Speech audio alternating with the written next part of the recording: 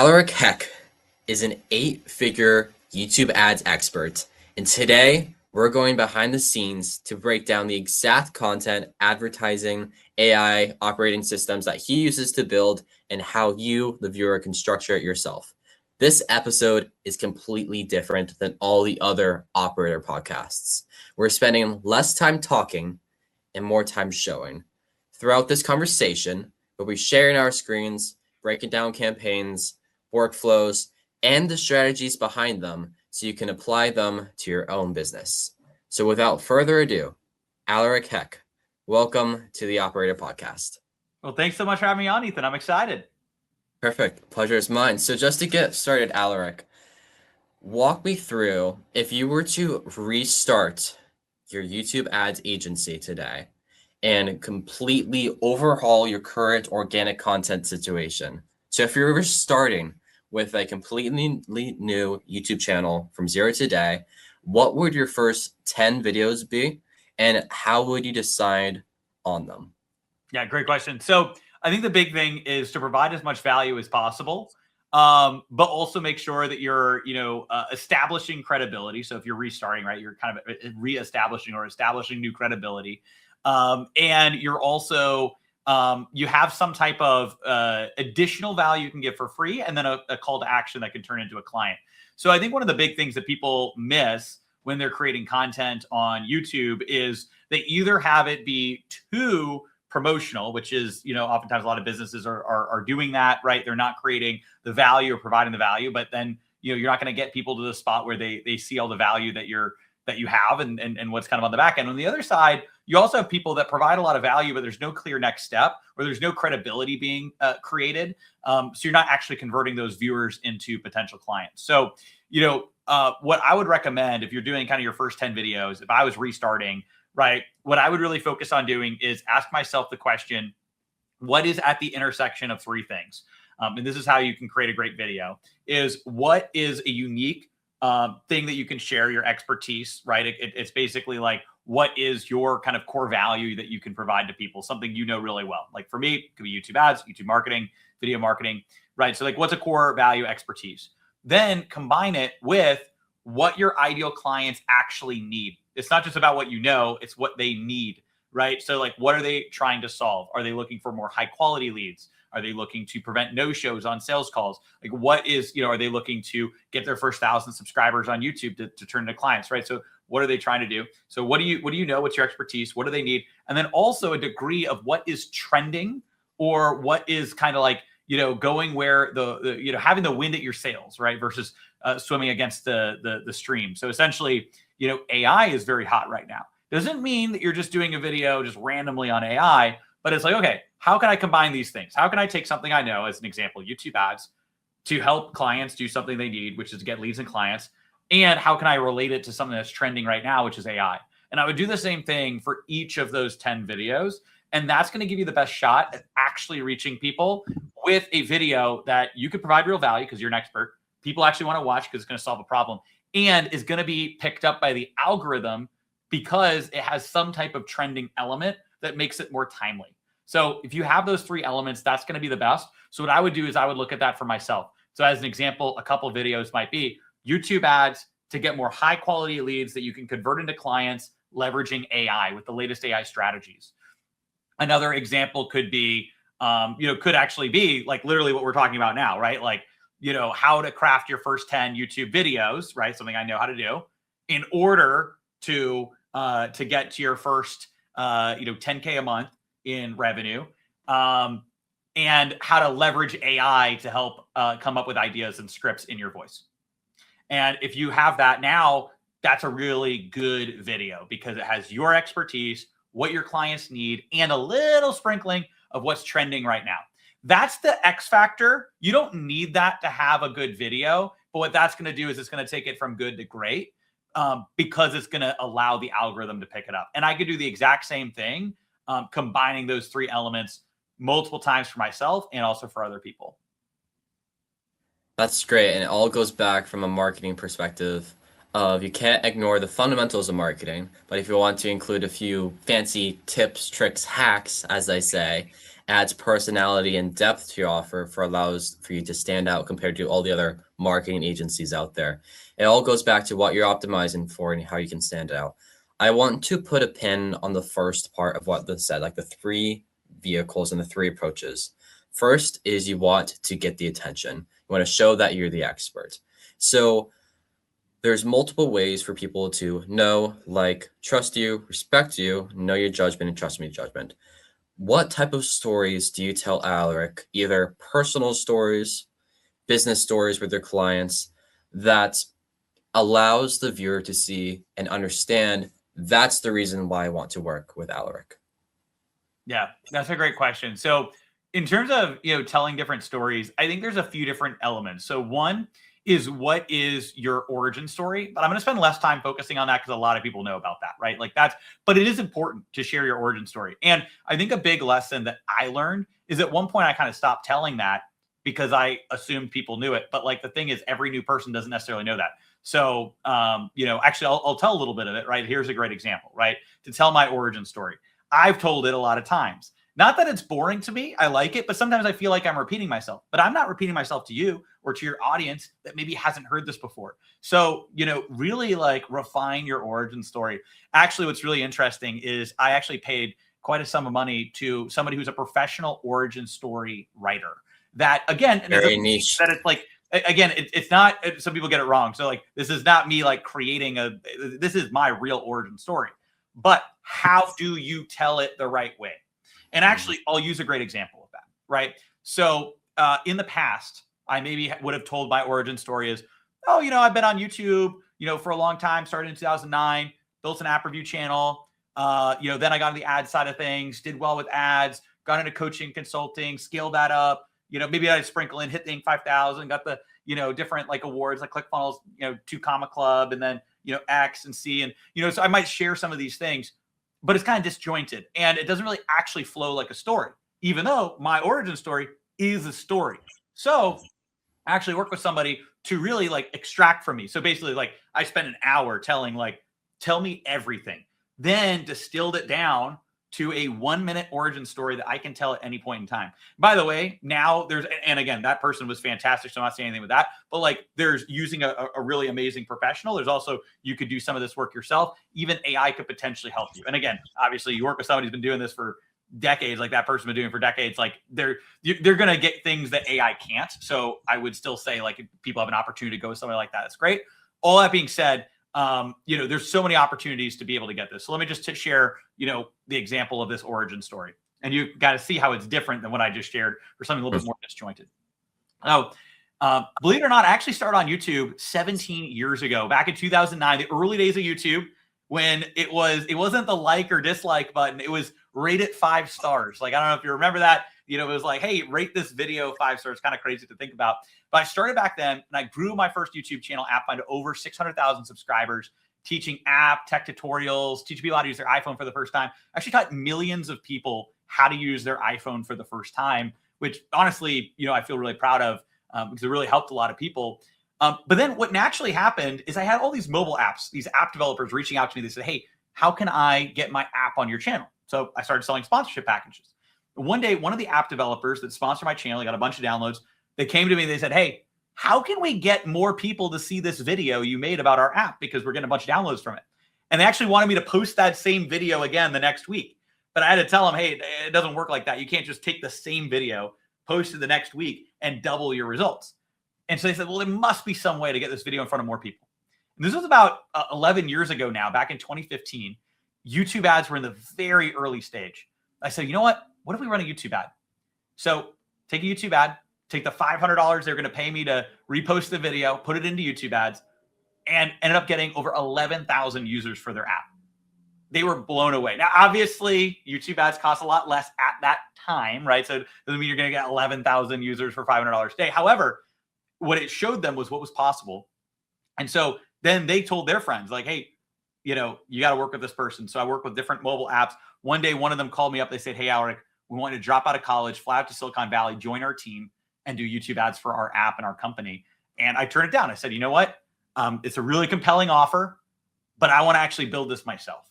And that's when I created Ad Outreach. Originally, it was YouTube ads for mobile apps. Then I transitioned into supporting businesses, especially in the coaching consulting space.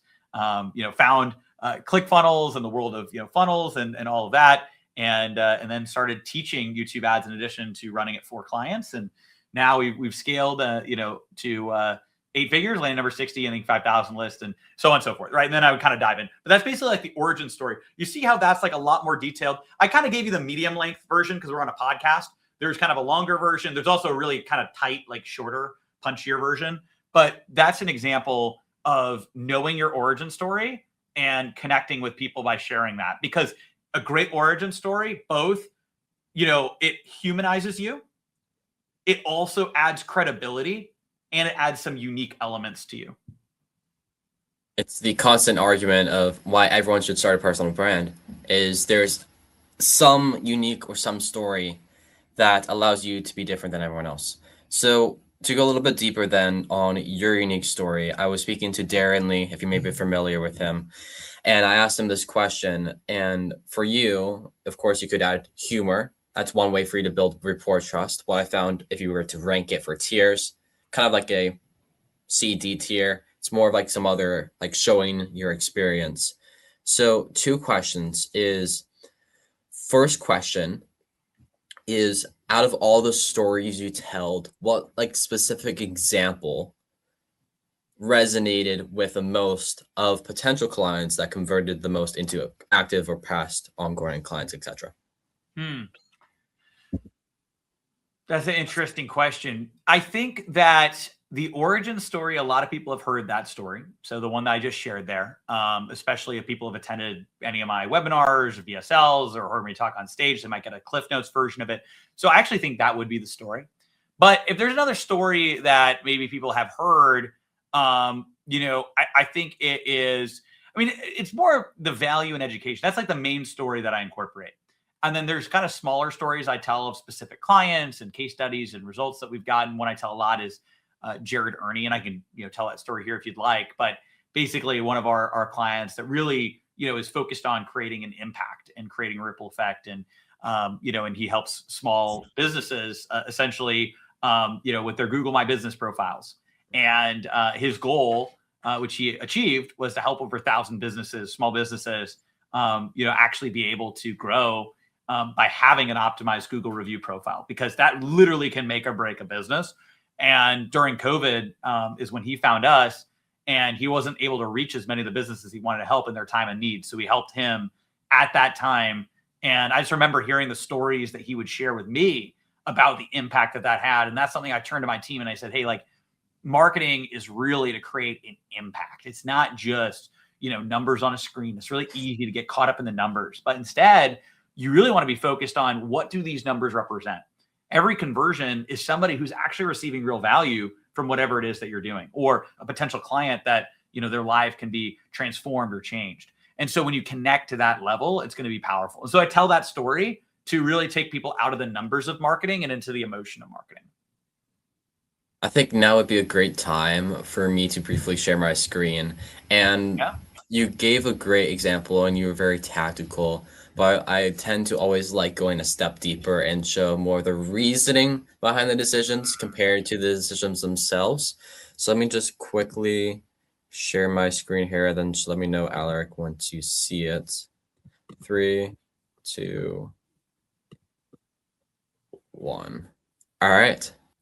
At the stage. Here we go. Now? Perfect. Now I see it. Okay. Now I see it. I recognize this guy. Yeah. So let's get started. Love I know organic, and there's multiple ways we can approach it, but I have a few questions for you, so like the audience can a little bit more get context of what we're about to break down ever so shortly. Is, out of all the people that you work with, like, who's your bread and butter? Yeah, so our bread and butter are coaches, consultants, experts, authors, speakers, service-based businesses, really businesses that are looking for high quality leads. That's what we specialize in. We do have some people in e-commerce. We do have some people in software we get great results for, but the big kind of client is somebody who has an expertise that they want to share that we can support. Perfect. That's great. So then the other thing with content is content, unlike all the other business models, whether it's like or paid ads, etc., is that it's organic and it's evergreen. So out of these 3 videos, these been around for a while, are these the type of videos that led for you to get clients? Or was it more like these more business breakdowns?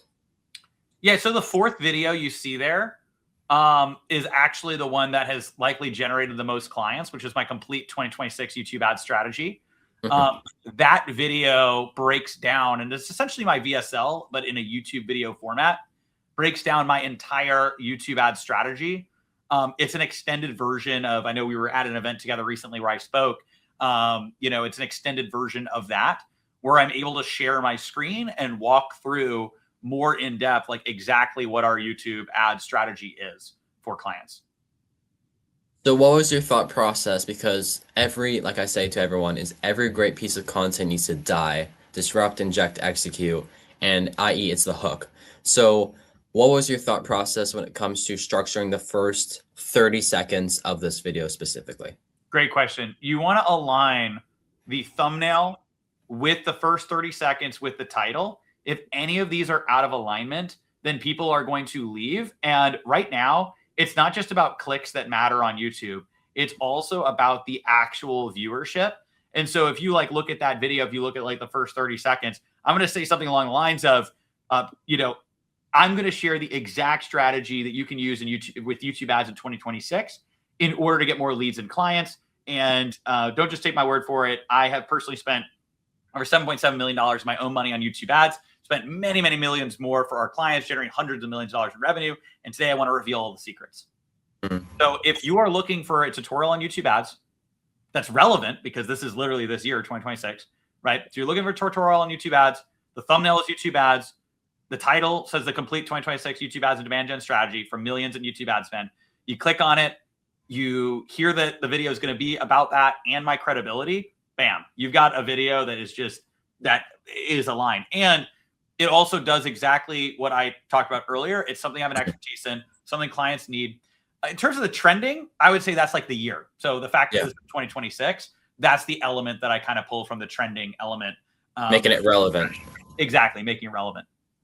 Perfect. So then the other thing, and I want to quickly debate with you around YouTube titles. I found that the shorter the better, but from this one it trails off. Why is this one trailing off? And what was your reasoning behind this title in particular? So that's a great question. What you want to do is you want to make sure that your title reads shorter, but also if it's longer, it will help you with keywords and people wanting to click. So essentially, shorter thumbnails are valuable, and there's a certain amount that will display. So actually, if you look at the right, you can see, if you look at the right over here, you see how it cuts off some of it. Yeah. You want to make sure that the main element is in the first section of the thumbnail or the title. So the complete 2026 YouTube ad and demand gen strategy. You can kind of tell what the last word is. That's great. The from millions in YouTube ad spend is more when people click onto the video, or if they're searching on desktop and they can see the whole title. And it's designed to be a social proof to get them to actually want to keep watching. But the real title of the video could have easily been the complete 2026 YouTube ads and demand gen strategy. But it's also designed, it could be the YouTube ad strategy, but then let's say somebody's searching for demand gen, which is kind of a new name that Google has for YouTube ads, right? So technically YouTube ads are now demand gen ads that run on YouTube. But most people don't say that. Most people say YouTube ads. But some people will search for demand gen. So that's why I put YouTube ads and demand gen. And then the from millions in YouTube ad spend, that's more for credibility to get people to keep watching the video. Yeah.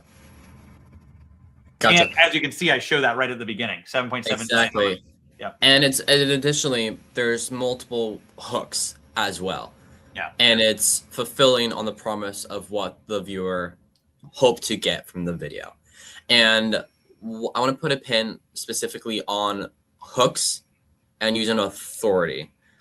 I've worked with plenty of people in the past, and there's so many subtypes of authority hooks. There's one with numerology, i.e. like $1 million, $1 billion empire. What are some other authority-based hooks that you use in your content? One easy one that anybody can do is the strategy that's working right now for this year. And the reason that anybody can do it is it doesn't rely on you having spent millions of dollars. It just relies on you knowing the latest strategy. And there's always a blue ocean opportunity for whatever the latest strategy is. What do I mean by that? Well, especially when the new year rolls around, there's only so many people making videos on this year. But also, how many videos are made for, July or August of 2026? So if you were an up and comer, you might say, this is the August 2026 YouTube ad strategy. I probably won't personally make that video because I don't need to make that video. I can make this video. But if somebody was like an up and comer, or they're like an operational strategy, like here's what, especially AI is a huge thing, right? August is different than January, right? The strategies are going to be different.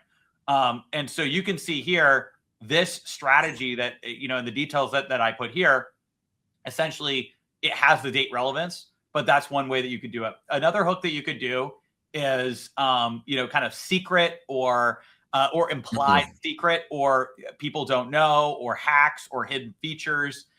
With my old YouTube channel where I was doing app reviews and tech tutorials, that was a huge one for us, was hidden features. So it's like the top 10 hidden features for the iPhone. The other one that works really well is complete guides. This is something I learned from my original YouTube channel, AppFind. So with that channel, the most popular videos on that channel are the complete. Is the channel still live? Yeah, it's still live. Yeah. We're not posting as much content on there. So, but it's still around, so you can look at it. And and I had somebody create content. So if you're wondering, like, who's this other person? Like, I hired somebody to make other content and stuff. Okay. But let me quickly pull that up and like show the audience examples for sure. So if you sort by the most popular videos, you can see the most popular videos are these complete beginner's guides. So, and also these have kind of short titles. That was a little bit more of the strategy back, like, again, like it evolves over time. But you can see like iPhone 7 complete beginner's guide, right? Like, most addicting games. I mean, 12 years ago, right? So it's like, it's so funny, right? But I keep these up to show like, hey, here's where I came from and where I'm at, right? And so you can see all the details here. So that's great. I want to pivot a little bit more into, you showed us what worked with your YouTube channel. Yep. What has succeeded, what has turned into revenue, what's the best performing piece of content. I want to flip the coin ever so slightly on the negative side of just being transparent with the audience of this piece of content didn't do as well as I hoped. What would be a few things that I can do to improve upon it? Is that something that you're open to doing, Aleric? Yeah, happy to. If you scroll here, or if you want to look at like descending. It's up to you because I don't know the back end. If you scroll up a little bit, we had a recent one that the team wanted to test something, and sometimes you also have to. It was that video right there. Yeah, so it was a clip, because you know how like Hormozi was doing podcast clips. So this was a Hormozi clip. Hormozi highlights, and I didn't want to build a whole new channel, so we wanted to test a clip of from one of our clients. And this was also an idea on the team that like and one of the things that I think is really valuable is letting the team have ideas and and testing it, because you never know when the big winners are going to be. Obviously it also works for Hormozi. I think one of the reasons it works for him is he does it on a separate channel and he does a lot of them. So we tested one of these on the main channel, and that's when I was like, hey, I don't think we're going to do this in the future on the main channel. This test didn't quite work out, where basically this was from a previous podcast interview where it's kind of talking about, also, it doesn't use our full strategy. The why followers don't build real business. I would put like a longer title. I think the reason that I'm kind of calling this out is this is an example of me also allowing my team to test things and see what works or doesn't work. And I am really a huge advocate for that, because I want my team to test things. I actually have a coin that lives here that I actually had custom created, and it says win on one side and it says learn on the other side. You either win or you learn. And that's the two sides of the same coin. And when you win, it's the ripple effect. So you see kind of at the top.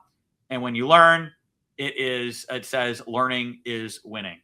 And basically that coin is a big mantra, like our team has it, right? It's a big mantra that we have, because if you're not testing things, you're not learning, you're not going to find the next winner. This could have been a really big strategy for us. Maybe my intuition told me maybe this wasn't the best idea on the main channel, but we might Yeah. as well test it. So I think that's the thing. You test things and you see what works or doesn't work, and it can still help people, can still get viewership, but it just wasn't the top video. And we can look at that and we can say, okay, why was that the case? And then improve from it. Yeah, that's great. And I appreciate you being very transparent around these things too, because I know there's two schools of thought. One is I love giving like being completely transparent, free value every single time of the way. And the other is like, don't even show my YouTube channel whatsoever and don't even show the numbers that I'm doing. So I'm very glad that you're being very transparent and dropping a lot of sauce nuggets along the way. So I want to transition. We've talked a lot about organic today. Yep. I want to transition more into paid. So let me just quickly unshare my screen here, and then we can move into our favorite meta ads business. So when it comes to you, if you were like to split your experience, like what do you enjoy the most? Paid and anything involved with paid, or organic? Great question. I love paid, and I think it's the most predictably scalable way to grow your business. But I also have a joy of organic, and I think it's really valuable. I think what I recommend and what I like to do is have a paid backbone strategy so you can create the best long-term value-based content. Basically, the trap I think people that only rely on organic content fall into is they need a way to consistently produce videos that get people top of funnel. And so therefore, they are sometimes convinced to go broad. Even Hormozi talked about this and other people talked about this, right? Like, basically Alex Hormozi's content was phenomenal. Then he started going really broad as he was looking to scale. And there was a temporary period of time where he wasn't spending a lot of money on ads. Now he's spending a boatload. But like there was a time when he wasn't spending money on ads. He was basically putting all his money, he was spending not as much, and he was putting all his effort in the channel. And so obviously like he had super, super high value content that took off. But then he started creating content that was a little bit more broad. And he acknowledged this. There's a video where he acknowledged this. Hey, like I started creating content that was a little bit more broad. It got more views, but it actually wasn't leading to more revenue. It also, wasn't actually impacting the business. So then he shifted gears. And he also started running paid ads. It's at a greater scale. I'm sure he was running it during that time, but like the big thing he was focused on was the organic side at a certain specific point in time. And so anyways, the whole idea to look at is, the trap people on the organic side fall into is they create really super high value content. They get clients from it, and then they want to scale. And they create more of that content, but it doesn't necessarily scale as much. So they realize, and then they post a more general topic video that then gets a bunch of views. They're like, oh, wow, I can scale. And so now they start going more general and general, but if they're not careful, their whole channel becomes more generalized and not as specifically valuable. So what I prefer is a strategy of a channel that's hyper specifically speaking to your ideal audience, that you care more about providing value than just like, again, it's a Venn diagram. You want an element of trending, but not just trending. You could get hundreds of thousands of views just making like videos on just this AI thing. But if it's not speaking to your ideal audience, it's not necessarily going to be the best. So you want to layer it with what your expertise is and what your ideal clients need. And so that's why I think that ads is the better, more scalable strategy. And then I think that organic, you should focus on providing value and then build that up over time. But it's more of a long-term strategy, right? If you approach organic short-term, you're not going to get the best results. And it's the same thing. Obviously, you want to look at ads as a longer-term strategy too, but it has the ability to get your results faster.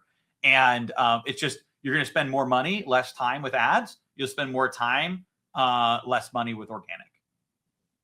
There's a lot of points of what you said, and I always love showing tactical examples for the audience. So I'll pull up a few, and since we're both in or used to come from like the info product space, I'll show up some people who've been in the game for a while now. So here's Meta Ads Business. Ryan Clogg and Aleric, feel free to jump in as well. Built a micro niche channel that spoke to a specific audience. And additionally, pulled the Hormozi approach when Hormozi was getting started of, I am not selling you anything. I'm just here to value. I'm not planning to sell a course. Eventually, he's slightly transitioning to be more like a WAP mastermind, but nothing really crazy, and still has a pretty decent offer. But if we were just like to look all the way back, biggest thing with content, and for anyone who's just getting started, is volume and iteration. That's it. Yep. And he posted every single day from here for I think like 115 days, right? I'm guessing you follow where you were watching like every video of his. That's what I was doing. Yeah, I didn't watch every single video. I watched some of his videos. He was actually years ago, because we also do training on YouTube ad side. He was actually a client of ours years ago on the YouTube ads like side of things and training for his team. Yeah, he's got a fantastic team. He's an awesome guy. I think I probably saw him last like a year ago in person, you know, and every so often like we'll bounce around in the different you know, Facebook groups and stuff. But yes, I did see some of his content. He's got some really valuable ones. He has a great interview with Cole Gordon as well. Yep. And so, but yeah, definitely very valuable. And I think that also, like, I'm glad to hear that you're like watching again, like a lot of his content. I think, you know, at one point when Hermosi was, you know, really doing his initial kind of burst into the scene, I was basically watching like every single one of those. I think where I'm at right now, I'm more selective in what I watch. So I'll watch kind of what I need. But he's got some great content here, which I think is really great. Yeah, and for most of these guys, like I've either paid attention to, spoke on calls before, like Nick Fisher, he's great. Flavian's amazing. Yeah, oh yeah. Devin Canup, he's great because he comes from the content space. I've been actually paying a lot of attention to Oren, watching a lot of his content recently. But yeah, another great example, then we can transition more into the paid side, and I'll give you a scenario, Aleric, of an example, and then I want to show, like, you tell me what to do on Meta Ads business or what questions I should be asking, what type of content I should be creating. But let me show up another example that we can jump into this. Okay. Very similar style, but very interesting and more, let's just say, top of the funnel than a Ryan Clog approach. And he's just another great example. Mark Builds brand of shirtless, just ripping a loom, probably popping a few zins and working his way and getting millions and millions of views. And I think what he's offering is like a drop shipping e-commerce with my favorite ClickFunnels. Yep. But that aside, I want to give you a scenario, and then I want to see how your thought process is. So first of all, you can see my screen, correct? Just making sure. Yeah, I can see your screen. Yeah. Okay. So I'm going to give you a scenario, and before we even get started, to fit your ICP, he's a content coach, does around $50,000 a month, high ticket service, LTV is $8,000 lifetime. And what he does is help struggling home service based businesses either create and scale their company's brand or scale from pre-existing. Their main acquisition channel right now is referrals and cold email. Let me know if you need any more context before you do your magic and kind of what you would do on the paid ad side.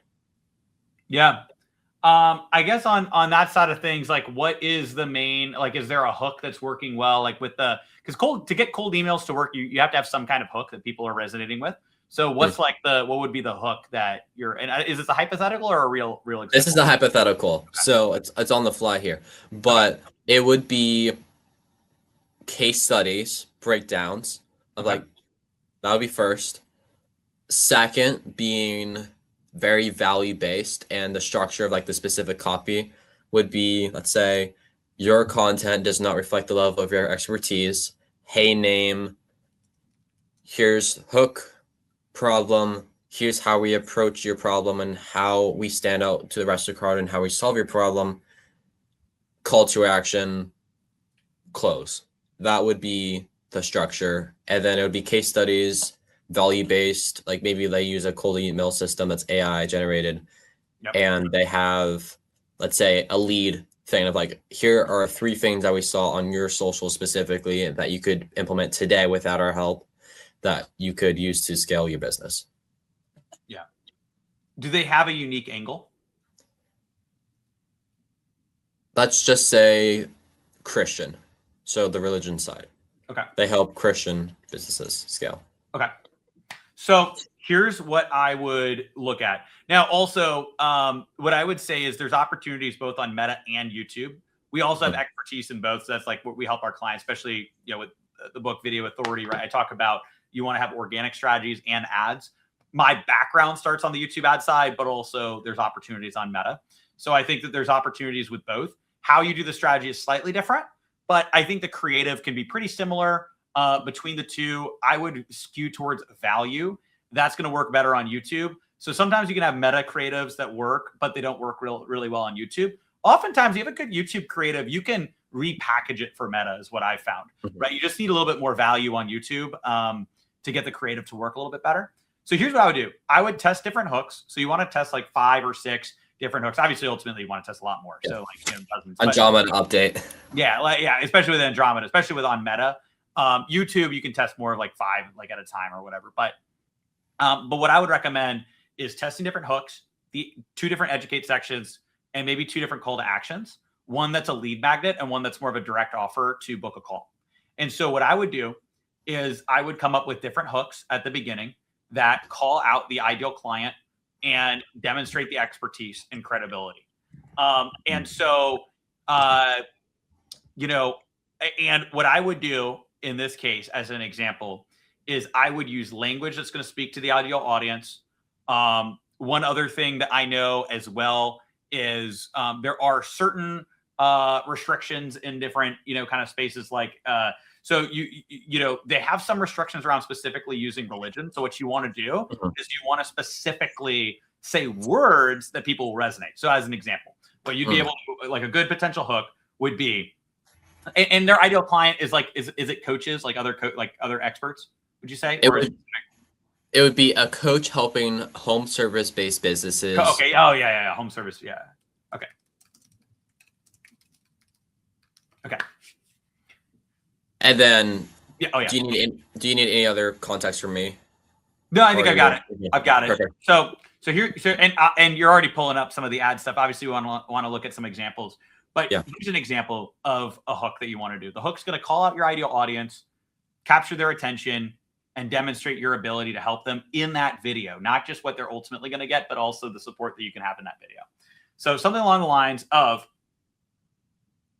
you're called to help home service businesses, but they're not actually coming to you. And that's because maybe you believe the same problem a lot of people believe, is that if you just post good content out there, that those home service businesses will find you. But the reality is, you know that you need to spread and share your message so you can actually reach the home service businesses that not only you're able to help, but you actually are going to be able to empower to create that bigger impact out there. The reason you got into this in the first place is to help people.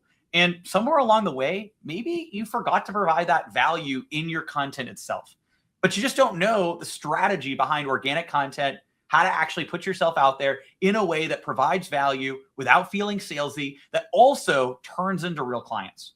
And so what I've done is I'm going to break down in this quick video the 3 things you need to know about your content as, you know, like a home service, right? Again, I'm getting a little confused with the specific details there, but like basically like to help the home service businesses, the 3 key things that you need to do X, Y, and Z. Then you would just kind of walk through those things. And then you'd have 2 different call to actions. And the call to actions would be a free training or like a PDF that leads to like directly to book a call. So that's kind of what I would do. So hooks, different hooks, educate, call to action. That's very helpful. And I appreciate you doing that full out video script just off the cuff. What would be let's say they created the ad creative, what we just talked about, what would be the next step? Yeah, so the next step after you do the ad creative is making sure you're targeting the right people at the right time.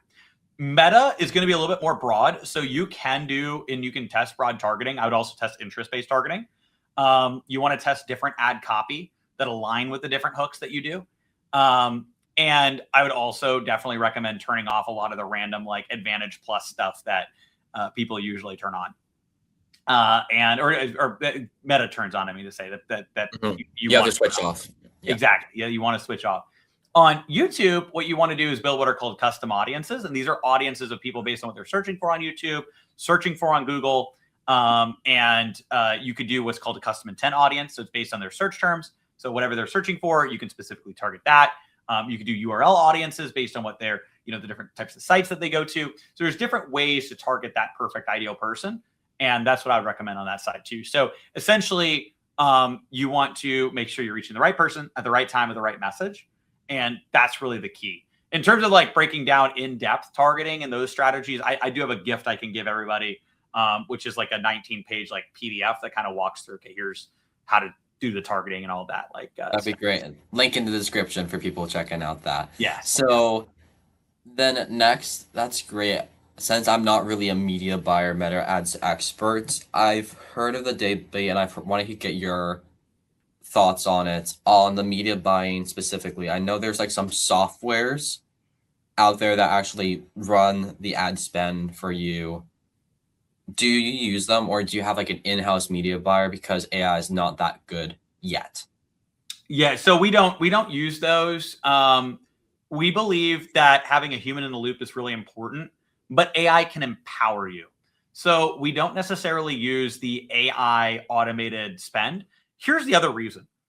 If there was an AI software that was a better media buyer than the best agencies, you would have already heard about it because they'd be scaling to the moon with their ads and with everything.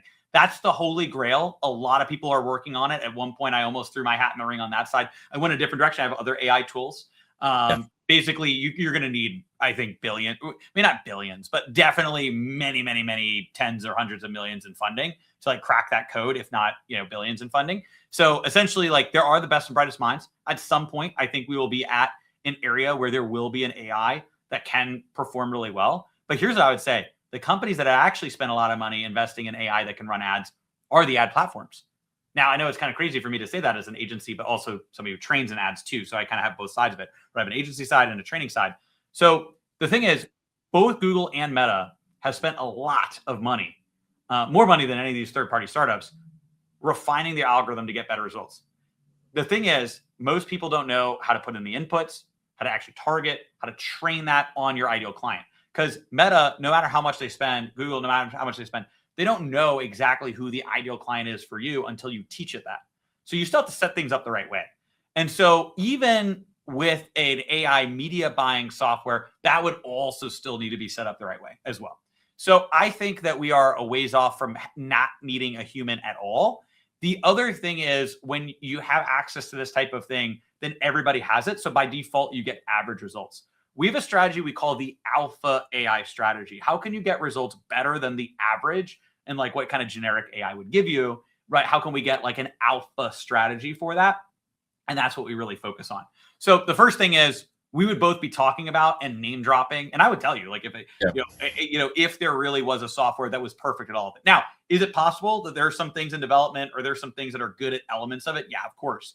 People are connecting Claude to their Meta account mixed. Like some people are swearing by that. It's really great. Some people it's not as good. The people that's really great, they were already good media buyers. So they've already trained Claude on good, it's like, so anyways, all that being said, I think that we're going to see a lot more of this in the future.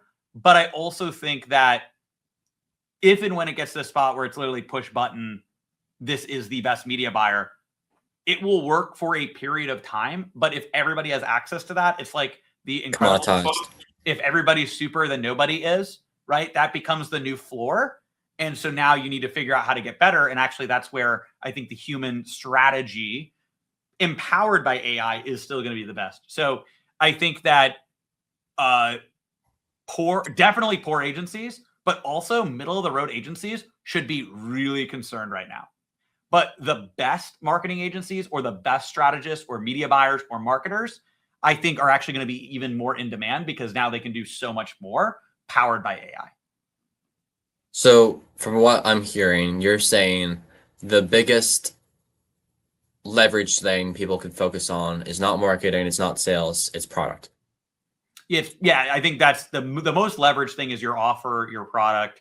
But then I think that you need to make sure that you're at least at the baseline or better when it comes to your ads. So you need to make sure that you either have an understanding yourself and you know how to run it and leverage these tools, or you have an agency that can do that for you that actually is going to be on the cutting edge. That's great. Yeah. Is there anything that you wish to be covered that has not been covered yet?